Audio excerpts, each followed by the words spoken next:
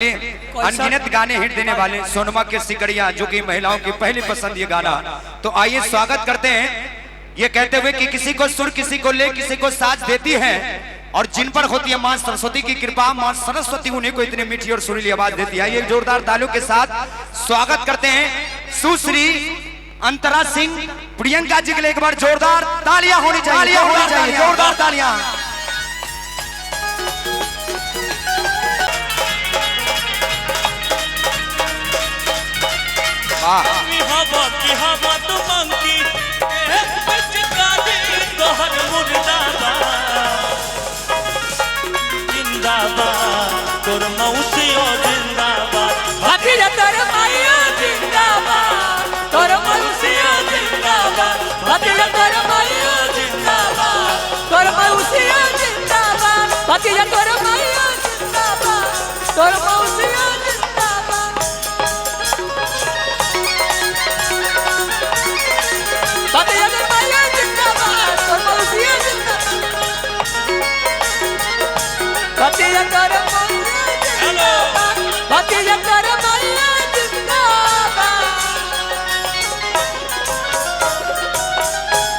वाह, एक जोरदार तालियां होनी चाहिए।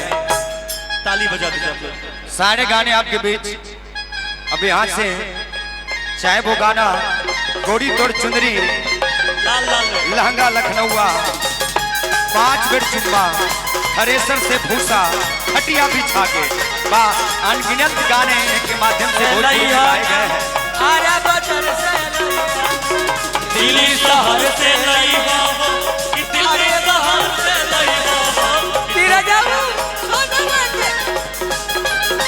सोनावा के सिकड़िया, दिल्ली शहर से लाइयो, सोनावा के सिकड़िया, दिल्ली शहर से लाइयो।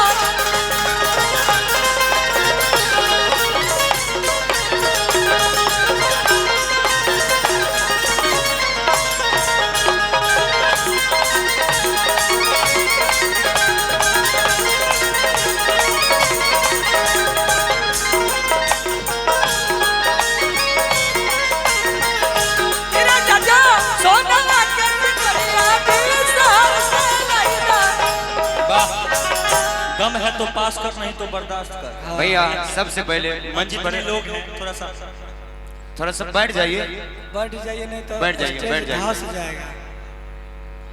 बैठ जाइए। उसके बाद एक बात जानते हैं आप लोग, हम अंतरा सिंह जी के साथ सबसे पहले हम लोग 8 साल पहले प्रोग्राम करते थे, साथे में सब लोग शुरुआत किए थे।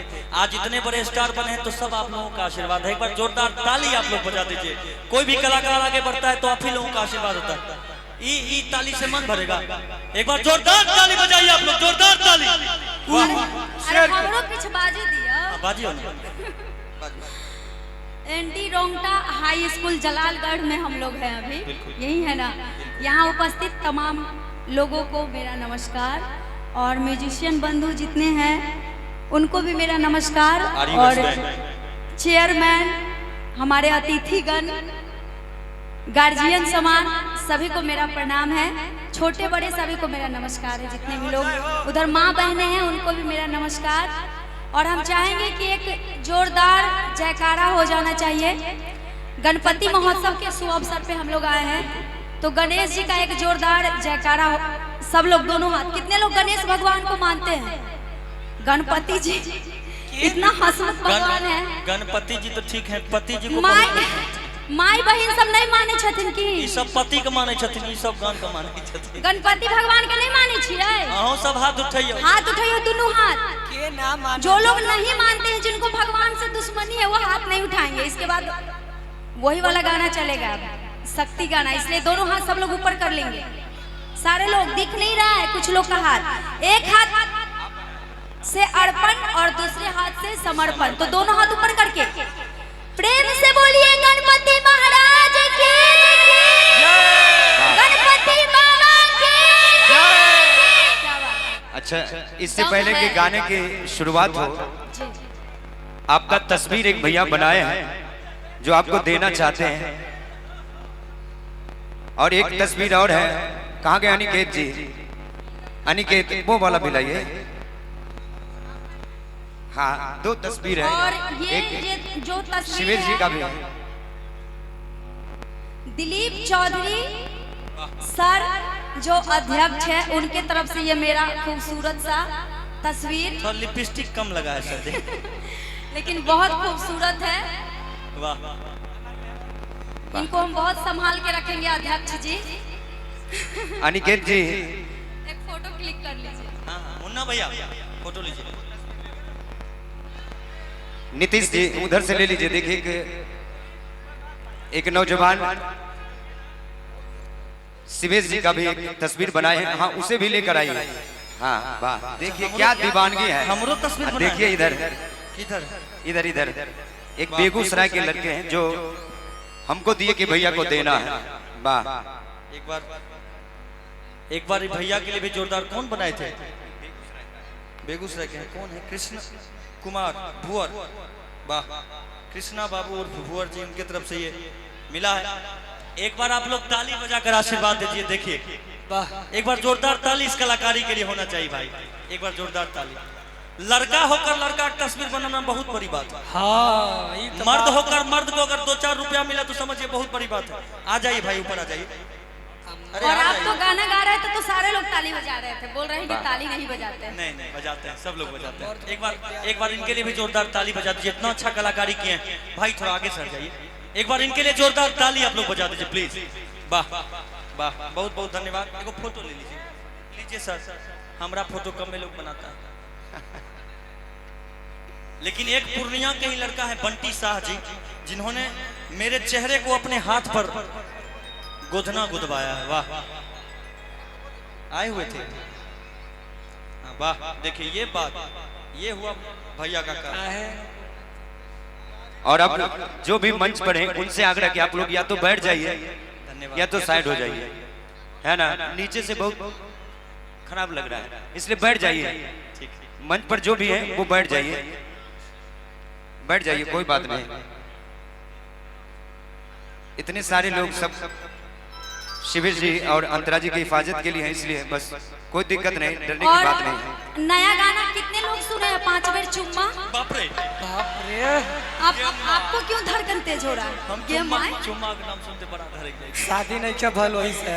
चुम्मा एक ऐसा चीज है कि कभी न कभी सबको लेना पड़ता है और देना पड़ता है। वाह, चलिए आज देने के कड़ी में हमारे प्रमुख साहब यहाँ उपस्थित हैं जो कि सम्मानित करेंगे। भगवान छोड़ के जो हम लोग को जन्म दिए हैं उनको छोड़ के सब लोग एक न एक बार चुम्मा लेना ही पड़ता है। कैमरा वाला सब देखिए। शिवेश जी और लड़की को देना पड़ता है चुम्मा। एक चुम्मा तो मुझको उधार दे दे। निखिल किशोर उप प्रमुख, प्रमुख जी का हार्दिक स्वागत। उप प्रमुख साहब के साथ तिवारी बाबा भी हैं, तिवारी बाबा जी दोनों का भी सम्मान हार्दिक करेंगे। स्वागत। हाँ आ जाइए, उप प्रमुख साहब और आप तिवारी सभी का बाबा। हार्दिक स्वागत, फोटो लीजिए, अभिनंदन। फोटो।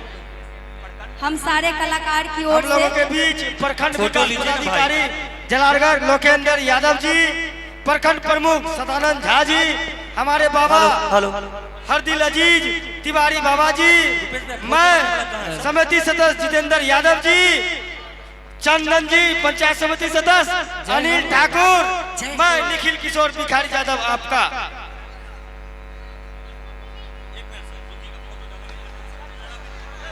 अरे जल्दी कीजिए, बहुत फोटो बाद में, पहले गाना होने दीजिए।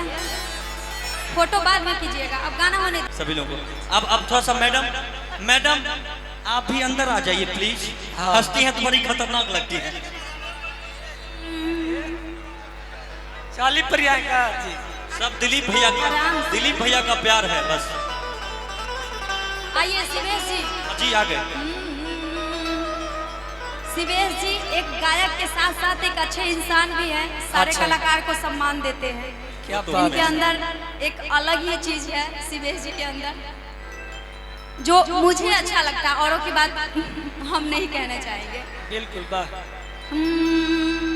और हमर भाषा और इनकर भाषा कनी कनी मिले छे, और इहों के भाषा, इहों के भाषा, हमार भाषा ना मिलेला। पूर्णिया के भाषा और मैथिली भाषा, मगही सब समझ जे नहीं बाजा मैथिली मोन होया दुनू कान पकड़ के थी। ए शिवेश भैया जी हमार भाषा ना मिलेला। हाँ, तोहर भाषा एकदम तगड़ा बा, भोजपुरी।